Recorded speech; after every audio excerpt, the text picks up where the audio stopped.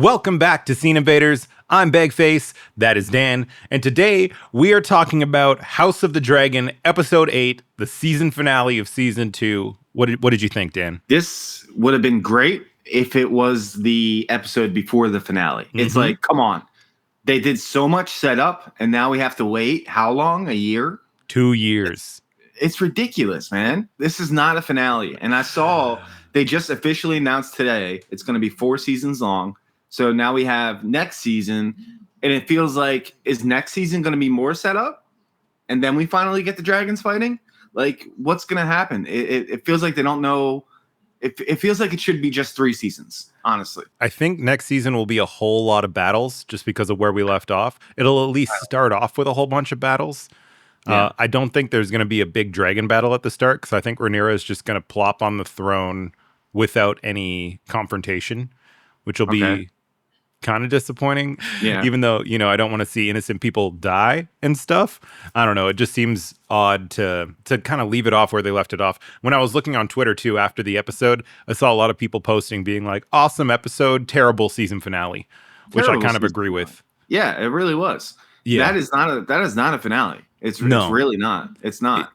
It is a cliffhanger in a certain way, I guess, where it's finally like, okay, all the pieces are in motion. We're heading towards where we thought we were heading towards at the end of season 1. It really felt like season 1 left us in the same place that the ending of season 2 did. We have a little more character growth, which I enjoy. It didn't need to take an entire season to have Daemon become a person, to have Rhaenyra kind of become more of a leader, I guess. But yeah, I feel like this could have been a really good half of a season if they compressed this whole season into half of a season, and then we had the culmination of all of it as the ending of this season. It would have been a lot more fulfilling, but it sets up a lot of really good shit for season 3, which I feel like will be the best season so far. Hope so, man. I really enjoyed season 1. Season 1 was fantastic, and this one just felt like one of the later seasons of Walking Dead, because I was one of the people that watched Walking Dead throughout. And as you got further along, they just kind of stretched everything out. And that's how it felt this season. It was just like stretched out, and like you could have compressed it and made it a lot better. But here we are. We wanted to talk about some of the best moments from the episode. Even though for most people it was a little anticlimactic, there was still some really, really good, important moments in this episode. So the first one we wanted to talk about, which I thought was one of the coolest, was Daemon's visions with the Weirwood tree. He kind of got the whole lore dump of all of Game of Thrones. He saw the Long Night coming. He saw the Night King coming, which is cool as hell, and like kind of dragon bodies. And it was really trippy, really well done directorial wise and like production wise. It was really cool to see. Cool shot. A little weird. So the mechanics of it all were a little weird. I don't know if it's the three-eyed raven in the future giving him a vision of the past Long Night, which would make sense because I don't think green seers are supposed to be able to see into the future. So the fact that the three-eyed raven is dead by the time the Long Night comes in the actual Game of Thrones series, I don't know if he's able to show him that. But we also have Helena throughout the episode seeing the future, so I don't know if they're just playing fast and loose with the rules of the book and if they can see into the future now. But it was pretty neat regardless, and also to see Daemon's reaction to it all, kind of how it culminates his whole Harrenhal arc. Yeah. And we saw Daenerys. That was Daenerys, right? Yeah, that was cool as hell. Yeah, that was cool. Yeah, I was kind of hoping the 3 eggs. Yeah. I was hoping because you have that shot where it's really unclear who's sitting on the throne, and then it like pushes in, and then it's Rhaenyra sitting on the throne. I was kind of hoping that'd be like a nice little Daenerys cameo. I was like, oh shit, Emilia Clarke. Me too. But yeah, that's still okay. It was nice. Yeah, that was one of the coolest moments for me. I like kind of the whole. I really like his storyline through this season. I like his arc through this season. It took a little long for me, I guess. It didn't need to take a whole season for him to get where he got to, but him getting there eventually and seeing the progression of him, it paid off. I really enjoyed it. I think that was actually my favorite part of the whole episode. That little vision, that right there, that 30 seconds. It was really cool. It was cool for like Thrones fans to see all that stuff that is coming, and for Daemon, it was big because it was a big moment for him to be like, oh crap, all right, I'm not going to try to take over as king. She is the one that's supposed to rule. Let me fall back. Let me lean on Rhaenyra. I thought it was nice. It was also cool when he finally talks to Rhaenyra And he tells her kind of what's going on and how important everything is and how they're just kind of players in a story. And she's just like, wow, you really sound like my father right now. And I thought, I thought that was cool because he just flips on a dime and he's like, oh, Viserys was right. Oh, shit. Yeah. Which cool moment for Daemon as a character. You predicted that too last week. You said, you said that he was going to turn to her side because I thought he was really straying off to go against her, and you were like, "No, I think he's coming back." And you were right. That's what happened. Big face. Good call. 100% hit rate. That's me.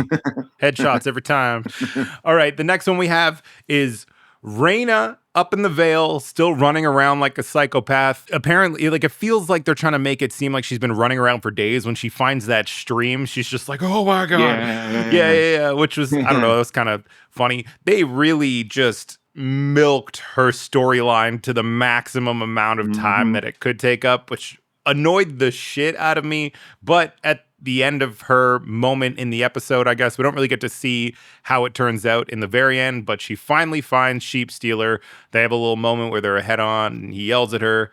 Pretty cool. I would have liked to see her hop on this season because we all know where it's going. We all know where it's going. You don't need to read the books to know exactly what's going to happen with that, but it was, I guess it was cool to see her finally find her dragon. Cool dragon design too. I really enjoyed that.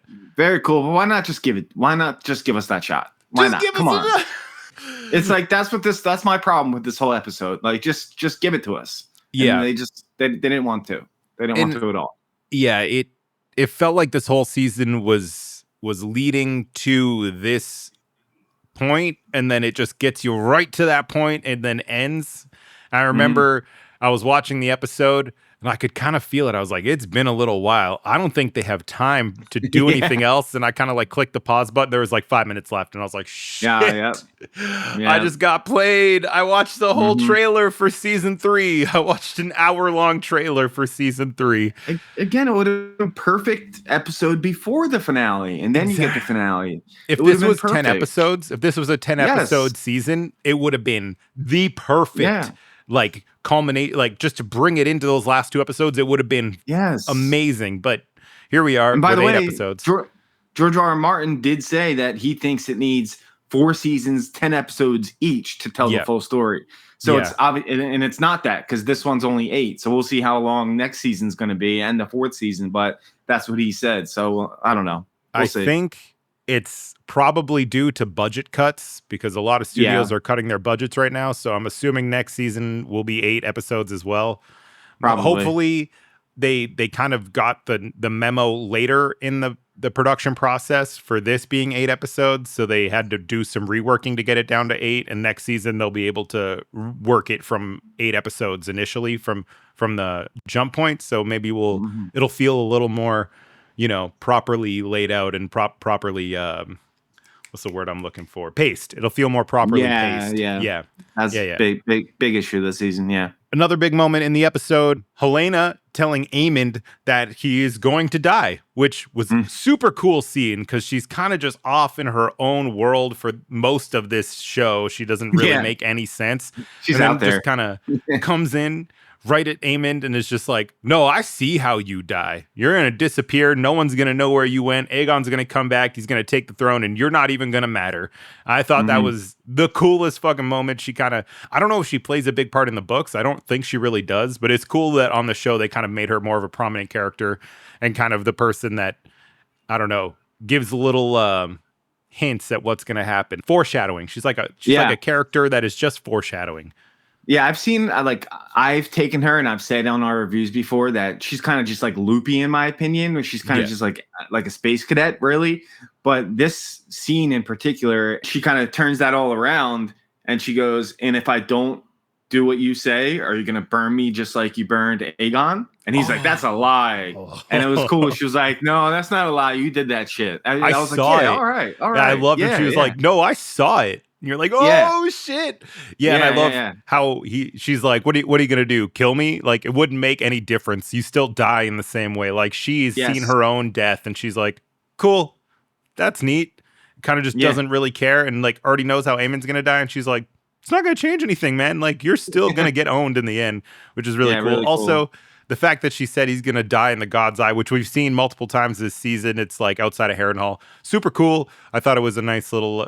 There's a lot of moments repeated, or a lot of lines and locations and characters repeated throughout this season that they kind of more bring into play later on in the season. Very nice writing, nice setup, of course. Yeah. All right, we got a couple more moments for you. The next one that I thought was super fucking cool, Daemon finally bending the knee to Rhaenyra after his vision. So he has all the visions we were talking about. He sees the long night, he sees the Night King and all the White Walkers and dead dragons, and it just scares the shit out of him to the point where he finally bends the knee.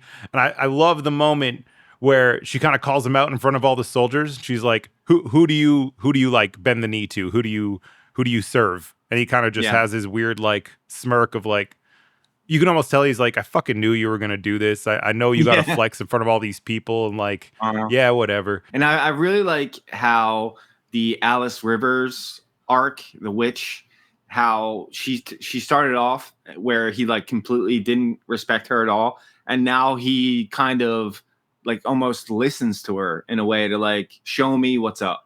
Like he wants to listen to her, and he kind of respects her now, I feel. Did you get that too? Oh, definitely, yeah. And I think it's another marker of his character being able to now listen to people outside of himself. He can take advice, and he's kind of grown. And also like I really like the part where she's like, yeah, if you ever leave me again, like it's at your own peril. And he's like, I can't. I've tried. I've tried to leave you. I can't. Just kind of funny. It's weird too how when their relationship started, I was kind of like, that's odd. You guys are related. And now I'm just like, you guys are a great couple. Fucking weird as hell how this show does that to you. But yeah, really cool. I like their chemistry a lot. The two actors work really, really well off of each other. The characters are written kind of perfectly to where they clash perfect amounts, and they also work together perfect amounts. It's really well done.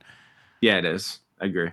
All right. And then the last moment that we wanted to bring up that was super cool to me was we have another meeting of Alicent and Rhaenyra, but this time Alicent is coming to Dragonstone to meet up with Rhaenyra, kind of to give her a little inside scoop on what's going on in King's Landing and give her a plan that Alicent has come up with, which was she just lets Rhaenyra know that Aemond is going to leave very soon on Vhagar, so she has an opening to come to King's Landing, and Alicent is like, I will open up the doors, I will tell my guards to put down their swords, you can hop onto the throne and you can just take it, because Aegon is not really capable of doing anything right now. Alicent doesn't know Aegon is gone right now, which is pretty interesting. Right. Yeah, which is a huge play on Littlefinger Jr. I can't remember that dude's name right now, but he's pretty much Littlefinger. Yeah, huge play on his part, but it was cool to see Alicent kind of trying to rectify her mistakes, because she's finally come to terms with like, this is kind of all my doing. And I love her arc of, she was just so like duty and honor oriented through this whole series, and she gets to the point where she's like, that really doesn't matter. Like all that matters is like having my kids and being kind of free and being able to do what I want, when she kind of wasted her whole life trying to do the honorable thing, and all it has done is led her to make mistakes and put other people in positions where she's now like the match that ignited this entire conflict that they're in right now. And then she did say, she was like, well, if it wasn't me, it would have been other people that challenged your claim anyway. That would have happened anyway. And she's like, really? You're going to go down that route? And then she ultimately has to say, like, she has to be okay with, hey, I have to take Aegon's head. I have to do that. And then she's kind of like, it kind of seems like she only cares about her daughter right now, because Aemond's kind of a loose cannon, and she doesn't really like what he's doing. Aegon, she's willing to let Rhaenyra chop his head off. So it's like she really only cares about her daughter right now. Do you feel that too? Yeah, I think it's kind of warranted, I guess, because since she hasn't really liked Aegon ever, he's kind of just always been a fuck up. And I think in her mind, she's like, well, if I let her kill Aegon, how many people am I saving? And I still think there's that sense of her that like wants to do what's best for the realm. And it's pretty clear that what's best for the realm is Aegon dying and Rhaenyra being kind of unchallenged in her want for the throne. And I liked Rhaenyra's line where she talks about kind of like a son for a son, even though Daemon killed her grandson earlier in this season. It was kind of interesting to have Rhaenyra kind of bring that back up and be like, you did kill my son, So Right. like this could be a nice even trade, and it's a nice reflection of earlier in season 1 when you have Aemond get his eye cut out and then Alicent's Mhm. like, I'm taking your son's eye. It's kind of like a nice reflection, and like Rhaenyra shoving it back in her face, be like, well, you were pretty up for like an eye for an eye. So how does it feel now? Like a son for a Right. son? How does it feel? Yeah. And she agrees. She does So, reluctantly. yeah. And the Yeah. acting in that scene was so good, so on point, Yeah. where she just kind of gives like a quick nod and then realizes what she's done, but has to be okay with it for the good of everyone else. And it was a really good, well done scene. And the implications of it are really large for next season, which is kind of this Well, whole episode. It's just like, oh, yeah. that's cool for next season. On the acting point, though, I've always liked Olivia Cook. Have you ever seen Thoroughbreds? She's No. fantastic in that movie. She's really good. Oh Anya yeah. Taylor-Joy's in it as well, and Ooh. she's very good in that. So I've kind of been a fan of hers ever since then. And when I saw she was in House of the Dragon, I was like, oh, cool. Yeah, I like her a lot. And yeah, it was a really good scene. I mean, for all that this episode lacks in kind of feeling like just so much of a setup, there were cool moments, and they were the moments that you just laid out. Yeah. So it did have some good stuff to it. I just wish it was the episode before the finale again. I just wish Yeah. that was the case. So, And yeah, I guess logistically, I understand that they probably couldn't pull off another gigantic battle with the budgets and everything that they wanted to do. So it makes a lot of sense. I don't know, maybe they're going to compress some of their budget into certain episodes next season and then have other episodes that are much smaller in scale, where they can kind of shrink the budget and put it into other episodes to have like big, huge battles and then smaller and then bigger battles and smaller episomes. yeah, That's what yeah. I'm hoping they're going to do.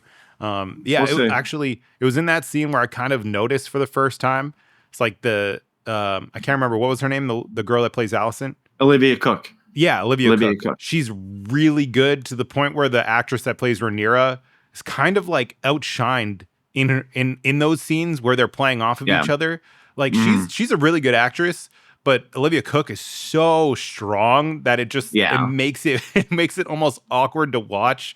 Like Rhaenyra is just kind of stone faced the whole time, and then you have so much expression and depth and like thinking. You can almost hear her inner dialogue throughout that whole scene with Yeah. Alicent, but then with Rhaenyra, it's kind of just like line delivery, very well Yeah. done. You're like, Yeah. okay, yeah, sure, that's pretty good. That's Emma Darcy. I've never seen her in anything else besides House of the Neither have I. Dragon. So yeah, There was But- that.